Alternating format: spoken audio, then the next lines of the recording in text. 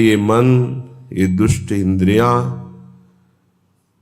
ये विषय में सुख मान करके प्यारी जू की नाम स्मरण वृत्ति का त्याग करके भोगों का स्मरण, भोगी पुरुषों का संग, भोग क्रिया, भोग सुख कैसी कुमति है। सच्ची मानिए, कभी भी अपने मन पर साधक को विश्वास नहीं करना चाहिए। विश्वास योग्य मन तब होता है जब भगवत साक्षात्कार हो जाए, क्योंकि इसके बाद प्रभु के सिवा और कुछ दिखाई नहीं देता। तो फिर काम, क्रोध, लोभ, मोह, मद, मत्सर इनका कोई प्रभाव नहीं पड़ता। जब तक सामने स्त्री है, पुरुष है, जड़ है, चैतन्य है, अच्छा है, बुरा है, तब तक ईमानदारी से कभी अपने मन पर विश्वास मत कर लेना, नहीं ये मन आपको नष्ट कर देगा। ऐसा फंसाता है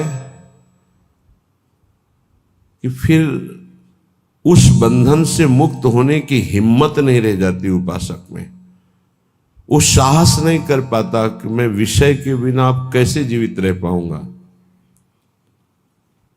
और ऐसी करुणा हमारे ऊपर हुई, हमें मानव देह मिला, बड़ी दुर्लभ बात, श्रीधाम वृंदावन आने को मिला, श्रीधाम वृंदावन की महिमा सुनने को मिली, अद्भुत प्यारे जू के हृदय में गुप्त रहने वाले गोरे चरणारविंद की शरणागति मिली, प्यारे जू की रसेंद्री जिस राधा रस का रसास्वादन करती है वो राधा नाम मिला। फिर भी हम गंदे विषयों का चिंतन, गंदे विषयों की भोगने की प्रवृत्ति, भूरी सखी कह रही हैं, ताको त्यागी विषम मन दीन हो, जीवन यो ही गयो री, जीवन यो ही गयो री। कोटिक भांति कुकर्म कमाए, छीन नहीं नाम जप्योरी, छीन नहीं नाम जप्योरी। जानत प्रीति की रीति किशोरी। ये मन पूरे जीवन भर फंसाए रखता है। ये भोग लिया, ये भोग लूं, ये देख लिया, ये देख लूं, ये सुन लिया, ये सुन लूं, बार बार वही। कभी तुम्हें मन पे गुस्सा नहीं आता कि इस दुष्ट मन को अब जलने दिया जाए? इतना प्यार मन से है कि मन की जलन बर्दाश्त नहीं। मन जहां जलने लगे तो बस फिर कुछ नहीं, कोई नहीं। मन को इतना दुलार, अरे उस दुष्ट को जलने दो, वो जल करके निर्विकार होगा। पर इतना तदात्म मन से है कि मन की जलन हम स्वयं में मान लेते हैं, और जहां स्वयं में मन की जलन माना तो मन हमें गुलाम बनाकर मनमानी आचरण कराता है। सच्ची मानिए, इसी के कारण भगवत साक्षात्कार नहीं हो पाता। नहीं, हम पर जितनी कृपा है इससे तो कई बार भगवत साक्षात्कार हो जाए।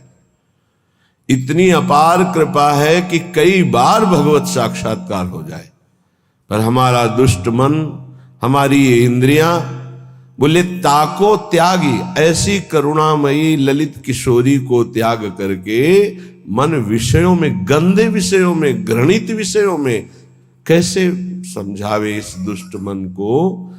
मलमूत्र के द्वार इस शरीर को प्रिय मानकर इन्हीं शरीरों में सच्चिदानंद सुख की खोज कर रहा है। बड़ी दुर्गति का विषय है। कोटिक भांति कुकर्म कमाए। एक एक क्षण हमारा बड़ा कीमती है। जो क्षण गया वो नहीं आएगा दोबारा जीवन में, माइनस होता चला जा रहा है। हमारी जितनी श्वासें प्रतिपल हम घाटे में चले जा रहे हैं। माइनस होती चली जा रही है, मृत्यु नजदीक आ रही है, कमाई की तरफ ध्यान ही नहीं दे रहे, गंवाते चले जा रहे हैं। कोटिक भांति कुकर्म कमाए, यह है गंवाना। श्वासों को गंदे चिंतन में, गंदे आचरण में समय व्यतीत किया, अपने जीवन को, अमूल्य जीवन को नष्ट कर दिया। छिन नहीं नाम जप्योरी, एक क्षण भी शांत चित्त होकर राधा राधा राधा राधा कभी नहीं जपा। पर हे किशोरी जी, आप तो प्रीति की रीति जानने वाली हैं। जैसा भी हूं, मैंने अपने जीवन को आपके चरणों में समर्पित कर दिया। कुकर्मी हूं, पापी हूं, नीच हूं, पर लाडली जो आपका हूं। प्यारी मैं तो तिहारी दासी, तरसत अज हूं दरस की प्यासी। प्यारी मैं तो तिहारी दासी, बार बार लोचन अकुलावे, मन अधीर नहीं धीरज आवे। अब तो देहु कृपालु किशोरी, सहज कृपा कर कुंज खवासी। प्यारी मैं तो तिहारी दासी, मैं हूं तो आपकी दासी, पर इस काम ने, इस क्रोध ने, इस लोभ ने बलात् मेरे हृदय पर अधिकार करके मनमानी आचरण करा लिए। हे मेरी लाडली, हे मेरी प्रियाजू, अब तो कृपा करो, मैं जैसी भी हूं आपकी हूं। लाडली, मेरे नेत्र कहीं न कहीं तो ये चाह ही रहे हैं कि एक बार आपका साक्षात्कार करें।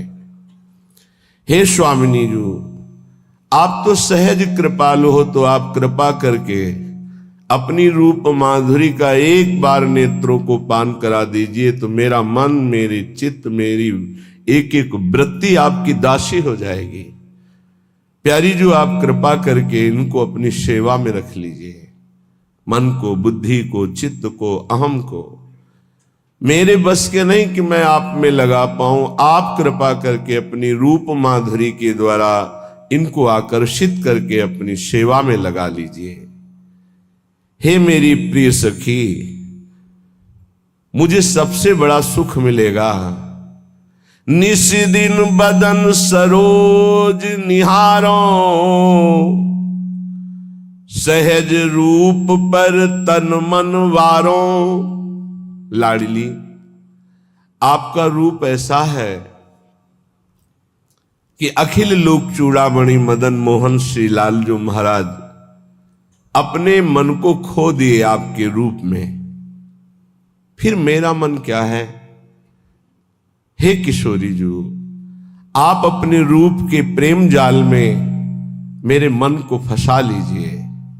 मेरा तन, मेरा मन ये आपका है। अगर अब ये काम क्रोध आदि कहीं ले जाते हैं तो आप देखो, मेरी सामर्थ्य नहीं कि मैं इनको रोक सकूं।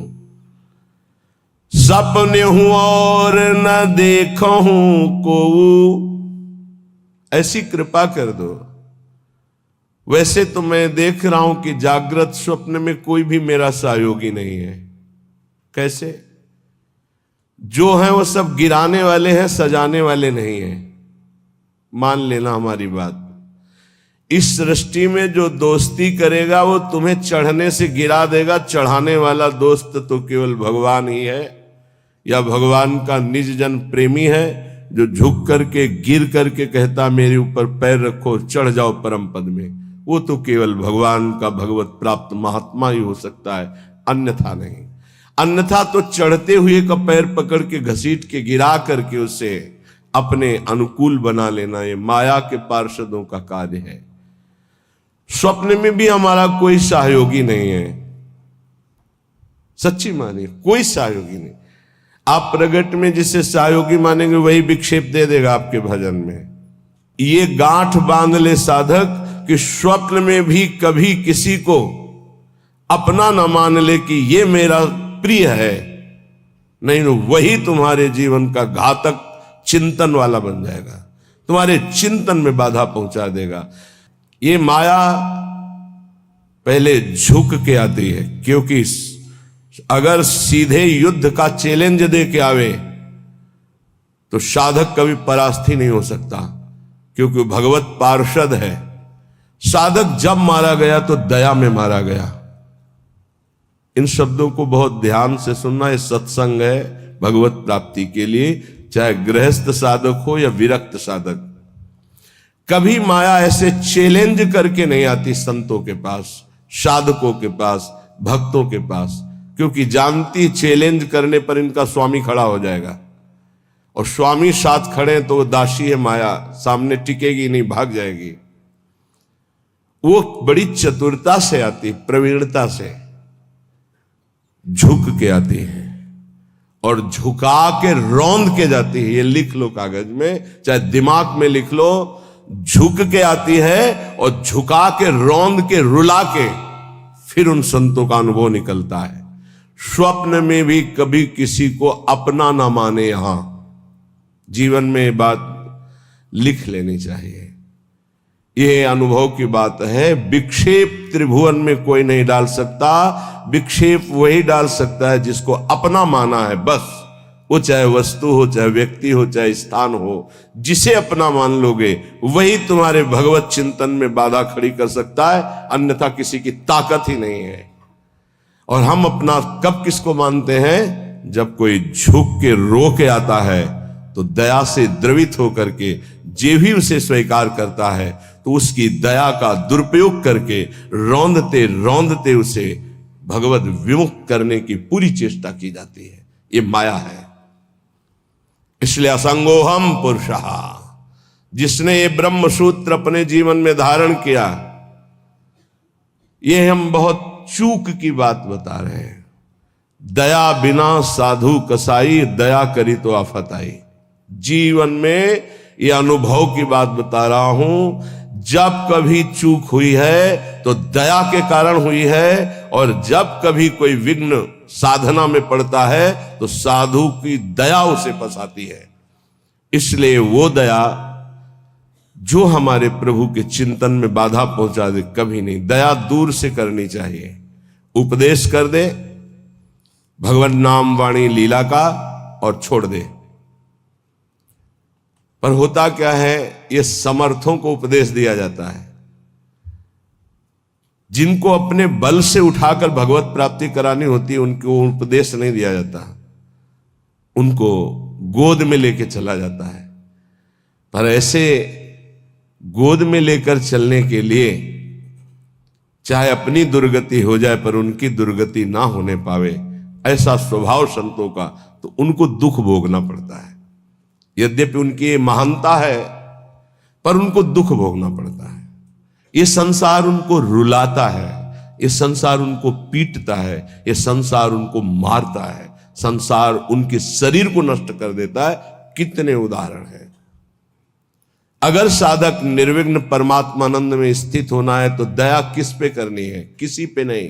क्यों? क्योंकि सब भगवान का स्वरूप है। हम खुद दया के पात्र हैं। सब हम पर दया करें, हाथ जोड़ के तृणादपि सुनिचेन तो निकल जाओगे।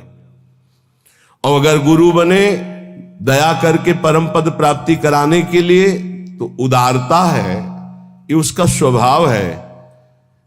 पर रो के यहां से जाना पड़ेगा, पिट के यहां से जाना पड़ेगा, और नाना प्रकार के प्रहार को सह के जाना पड़ेगा।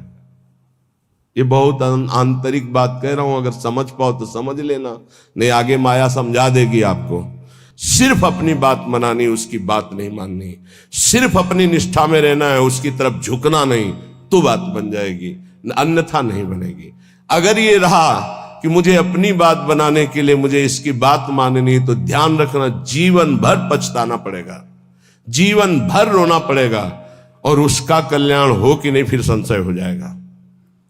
क्योंकि श्रद्धा शासन से प्रकट होती है, दुलार से नहीं। श्रद्धा कभी किसी की सुरक्षित रखनी है, उसकी श्रद्धा बढ़ानी है, तो कभी किसी को दुलार ना करे, ये गांठ बांध ले। आप इस भाषा को नहीं समझ पाएंगे, लेकिन इसको मान लोगे तो जीत जाओगे माया पर। संतों के अनुभव सुने जाते हैं, वो किसी राग द्वेष से युक्त नहीं होते, वो परमात्मा साक्षात्कार कराने वाले होते हैं। कभी भी साधक को, संत को, उपदेशक को दया करके, द्रवित होकर, अपने सिद्धांत का त्याग करके उसको सुधारने के लिए कभी ना झुके। अगर अपने सिद्धांत से उसका उद्धार होता है तो ठीक है, अपने सिद्धांत को त्याग दिया तो जीवन भर पश्चाताप रहेगा और सामने वाले का उद्धार नहीं हो सकता। ये खूब सूक्ष्मता से रात रात भर भगवत चिंतन करके उसका अनुभव कि उपासक की ये गलती हो जाती है। अपने लोग किसी भी बात को, किसी भी घटना को घुस करके हुए घुनाक्षर न्याय, जो जैसे घुन गेहूं को ऊपर पूरा सुरक्षित रखता है और एक जगह से छेद करके अंदर जाता है और पूरा का पूरा माल ले लेता है, केवल खोखा रह जाता है, ऐसे उसे घुनाक्षर न्याय कहते हैं। किसी भी घटना, किसी भी शब्द पर घुस जाना और उसके रहस्य को निकाल करके ज्यों का त्यों ऐसा अनुभव करना, ये उपासक बड़े बड़े संतों से गलती हो जाती है। और इसी गलती का नाम साधुता है। इसी गलती का नाम साधुता है कि वो अपनी गति दुर्गति का ध्यान न रख करके पामर जीवों को परम पद प्रदान करने के लिए नीचे उतर जाते हैं। आओ हमारे सर पर पैर रखो और भगवत प्राप्ति करो। हम जैसे हैं वैसे प्रियालाल के हैं। हमारे प्रियालाल में अपार सामर्थ्य है। साधक जब तक भगवत साक्षात्कार न कर ले तब तक तटस्थ भूमिका रखे, कभी किसी को अपना न मान ले, नहीं तो भगवत साक्षात्कार में बाधा पड़ जाएगी। तुम जैसे हो वैसे भगवत साक्षात्कार कर सकते हो। हमारी बात ध्यान रखना। काम है, क्रोध है, लोभ है, चिंता मत करो। ये नारकी गति प्रदान करने वाले शत्रु हैं, पर हम जिनके शरणागत हैं उनके प्रभाव से, जैसे जंगहा लोहा पारस के प्रभाव से सोना बन जाता है, तो पारस भी तो जड़ है। जड़ पारस अपना स्वभाव नहीं छोड़ती तो चैतन्य घन परमात्मा और हमारी स्वामिनी किशोरी जो, वो अपना स्वभाव कैसे छोड़ देंगी? उनका स्वभाव ही है, जो उनकी शरण में आ गया उसे निर्मल कर देना, प्रेम प्रदान कर देना। पर अपना कोई एक स्वप्न में भी नहीं होना चाहिए। सपने हो और न देखत कोई ऐसा सहयोगी नहीं है जो मुझे प्रियालाल में लीन करने का सहयोग करे। प्रियालाल से दूरी बनाने वाला मित्र तो मिल जाएगा। बड़ी विचित्र चाल माया की है। तुम्हारे में परमात्मा है जिसे तुम नहीं जान पा रहे हो, वही जनाने के लिए गुरुजन प्यार करते हैं। पर वो फिर क्या करता है? वो अपने में गर्व करके आज्ञा का उल्लंघन शुरू कर देता है और उसको ऐसे जन मिलते हैं कि उसको सपोर्ट करते हैं उल्लंघन करने के लिए। अब वो जो उसकी चित्तवृत्ति गई थी कि इसको परमात्मा प्राप्ति कराएंगे, अब उस चित्तवृत्ति ने उसके चिंतन पर बाधा पहुंचा दी। गलत समय गया और अशांत असंतुष्टता पैदा करने की चेष्टा कर दी उस संग ने। इसलिए साधु को, साधक को, भक्त को सदैव असंगता पर ध्यान देना चाहिए। या तो सुलझा हुआ व्यक्तित्व साधुता का, उसका संग, तद्व्रतेषु, जो भगवत प्राप्ति करना ही चाहता है ऐसे का संग, अन्यथा सर्वात्मना न विसजित बहिरिंद्रियाणि एकश्चरण। एकश्चरण, कभी सपन में भी ये न सोच ले कि मेरा परमार्थ का कोई सहयोगी हो जाएगा। जैसे भगवान करुणा करके आखिरी बात अर्जुन से कहते हैं, मेरी बात मान लो, सर्वधर्मान परित्यज्य मामेकम शरणम व्रज अहम त्वाम सर्व पापेभ्यो मोक्षयिष्यामि। अर्जुन, ये अत्यंत गूढ़ बात कह रहा हूं, ये सबके सामने प्रकाशित होने वाली नहीं। तुम मेरे प्रिय हो, इस मेरी आत्मा हो, इसलिए मैं तुम्हें कह रहा हूं, मान जाओ, ऐसे चलो, ऐसे चलो। तब तुम्हें पश्चाताप होगा जब अटैची तैयार करोगे और सामने से ट्रेन छूट गई। ये एक ही बार ट्रेन मिलती जीवन में, परम पद के लिए एक ही ट्रेन है, सद्गुरुदेव की कृपा। जब तुम याद करोगे और तैयारी करोगे तब गाड़ी तुम्हारे सामने से छूट चुकी होगी, फिर केवल पछतावा ही पछतावा रह जाएगा। एक हवा आती है जैसे अभी चली है, मान लो हमारी बात मान लो, हम खोल के कह रहे हैं, खुला कह रहे हैं, ये हवा आई है तुम्हारे कल्याण के लिए।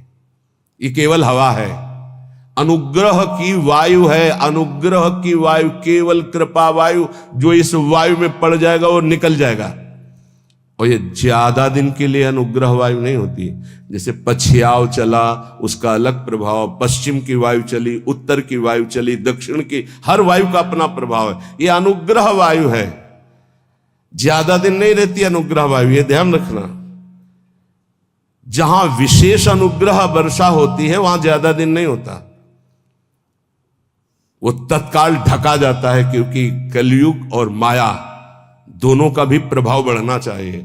और जब तक अनुग्रह वायु रहेगी तब तक ये बढ़ नहीं सकते, इसलिए उस अनुग्रह वायु को ढका जाता है, या तो कलंक के द्वारा और या तो आयु पूरी करके। जितने बड़े महापुरुष हैं वो कम अवस्था में पधार गए। आद्य गुरु भगवान शंकराचार्य जी, बड़े बड़े महापुरुषों को देखो। आपको स्पष्ट कह रहा हूं, मानो तो मानो, नहीं तो ट्रेन छूटी। ये केवल अनुग्रह वायु, केवल अनुग्रह वायु, चीख के कह रहा हूं, पकड़ लो पकड़ लो, नहीं बाद में केवल हाथ मलते रह जाओगे। केवल कृपा ही है, कृपा। ये शरीर नहीं बोल रहा है, पकड़ लो। ये केवल कृपा है जो तुम्हें भगवत प्राप्ति कराने के लिए। रोज हम एक संकेत दे रहे हैं, अगर पकड़ पा रहे हो। कल कहा था सबकी वर्दी तैयार है, केवल आपको अपने तन का ये जो कपड़ा है इससे प्यार हटा दो जितनी जल्दी। पोशाक बनी बनाई तैयार है, भाव दे कि तुम्हें तत्काल मिल जाएगी गुरु प्रसाद से। नाम लिख चुका है, पोशाक नप चुकी, बन चुकी है, बस इंतजार तुम्हारे इस शरीर रूपी वस्त्र के राग का त्याग करने का है, और उसकी तैयारी हो रही है। उसकी तैयारी तुम केवल सहयोग कर दो। लेकिन नहीं, ये मलिन मन, ये मलिन इंद्रियां बस इसी शरीर को मैं मानकर भोगों में सुख के लिए, वो इसी से प्यार, इसीलिए बहुत दूर नगरी नजर आ रही नहीं, बहुत नजदीक दिखाई दे रही है। बहुत कम समय के लिए अवसर मिला है, जिसे तुम वर्षों मान रहे हो, ऐसे चले गए, ऐसे चले गए। इसलिए बहुत सावधान होकर जो सत्संग सुन रहे हो, कर लो भगवत प्राप्ति।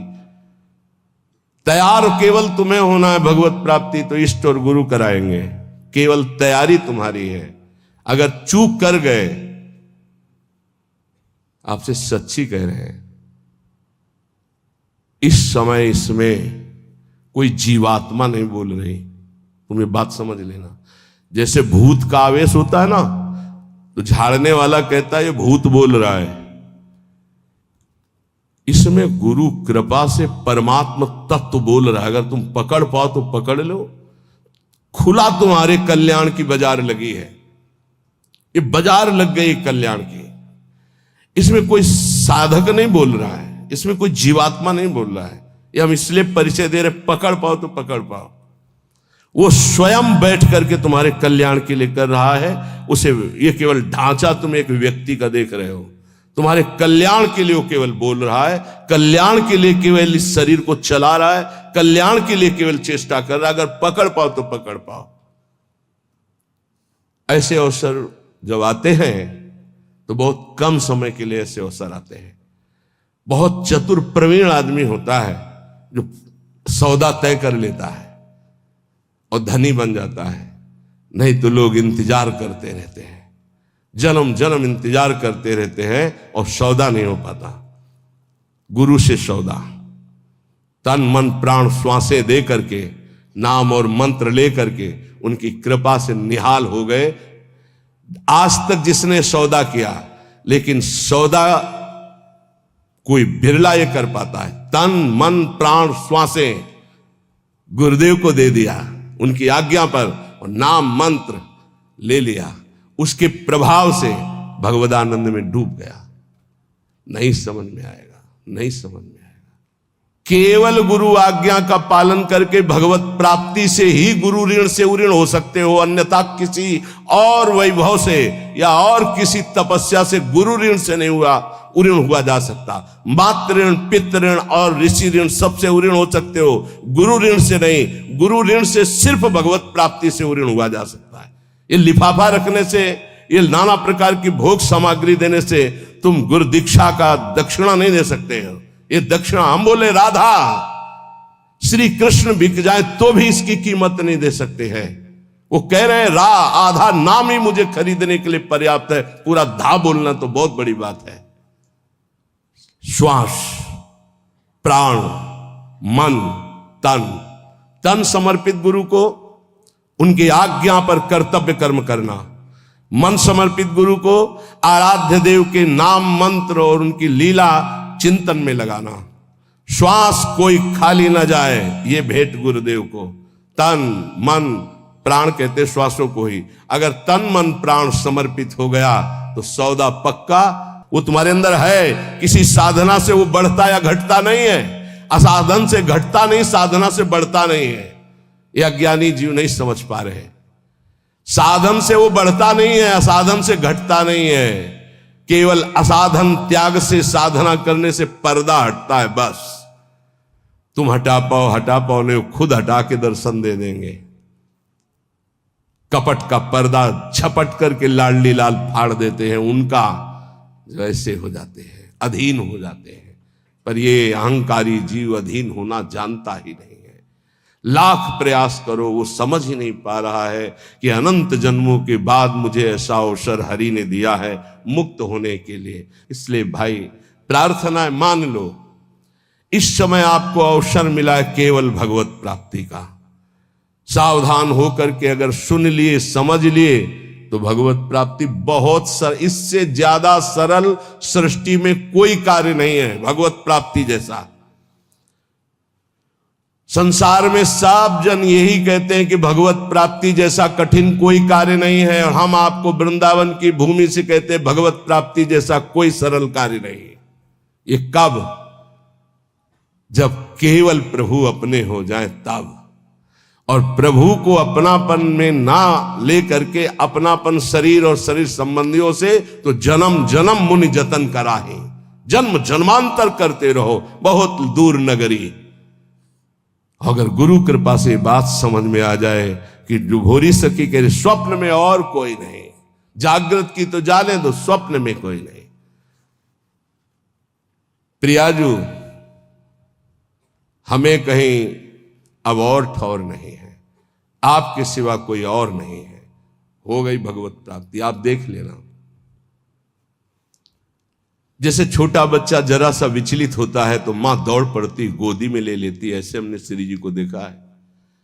जरा सा शारीरिक या मानसिक बात हो तो तत्काल लाडली जो मुस्कुराती हुई, उनके प्यार, उनको बुलाना नहीं पड़ता, उनके प्यार उनके दुलार को देखना है तो उनके सिवा किसी और को अपना मत मानना, कोई और है ही नहीं। पर अब आप माने हुए हो और किसी और को मत मानना, जिसे और मानते हो उसे अंदर से राग हटा दीजिए, फिर देख लो हमारी लाडली जू का प्यार कैसा। मनन करना हमारी इन प्रार्थनाओं को, हमारी इन बातों को।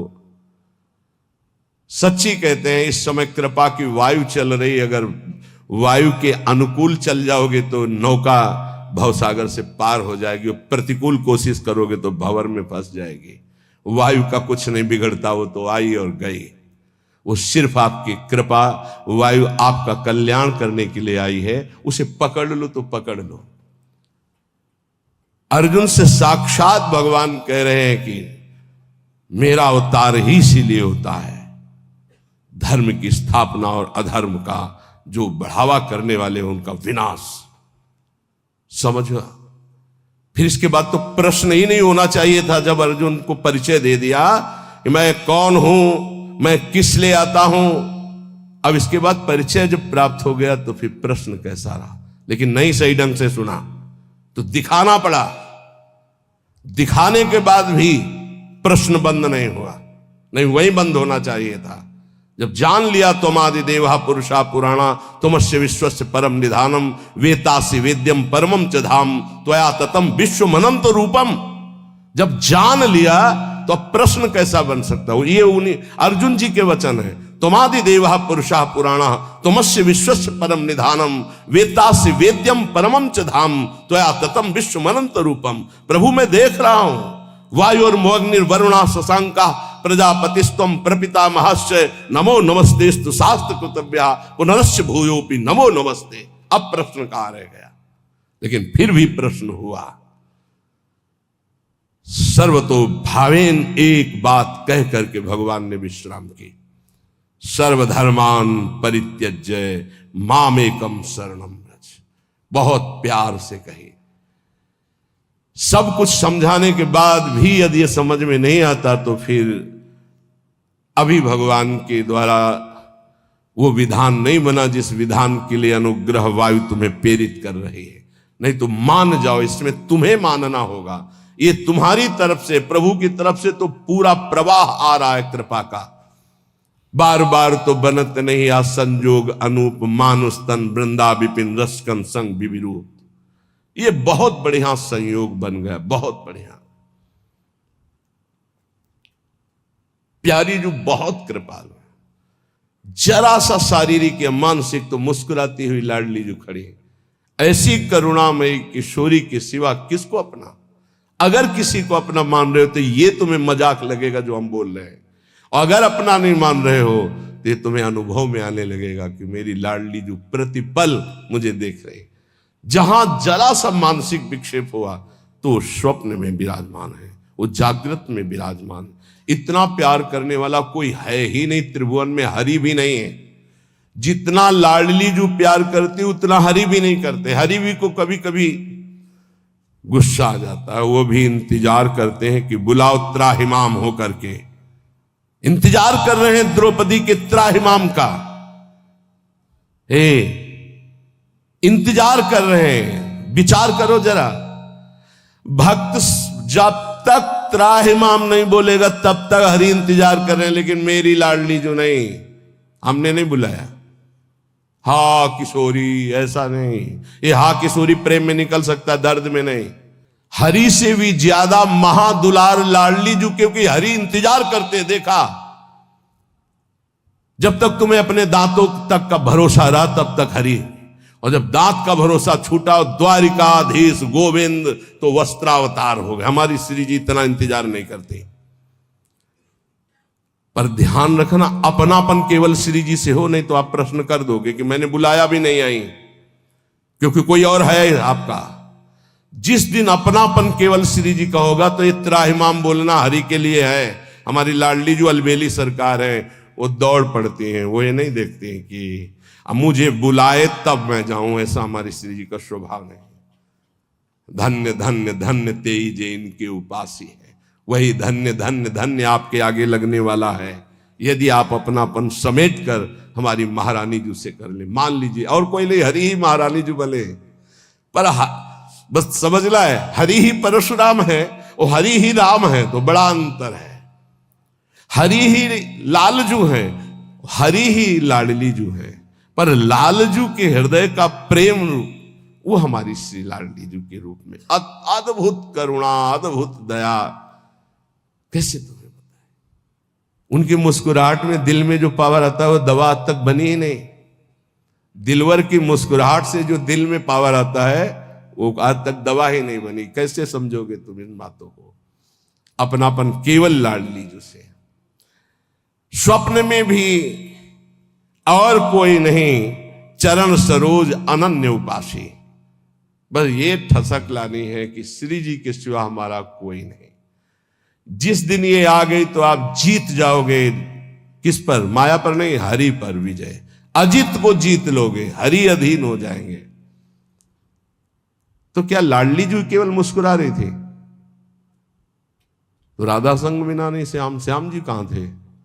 श्याम सुंदर कहां थे? तो श्री जी सामने से मुस्कुरा रहे थे, लालजू पकड़े हुए बैठे थे। तो श्री जी हमारी तरफ मुस्कुरा रही थी या लालजू की तरफ? निर्णय करना मुश्किल है। सच्ची कह रहे। जब ऐसे देखो तो मुस्कुराती हुई श्री जी थी, जब ऐसे देखो तो जहां श्री जी की दृष्टि होती वहां लालजू। जिस पुष्प पर लाडली जू की दृष्टि होती लालजू से कर कमल में लिए होते हैं, तो वो ऐसे लिए होते हैं और वो सामने मुस्कुराती होती है। ये हरिवंश बल से कह रहे हैं, मान लो, केवल मान लो। यहां कोई तपस्या साधना काम नहीं करती, केवल अपनापन काम करता है। बहुत भोरी सरकार है, बहुत करुणामयी है।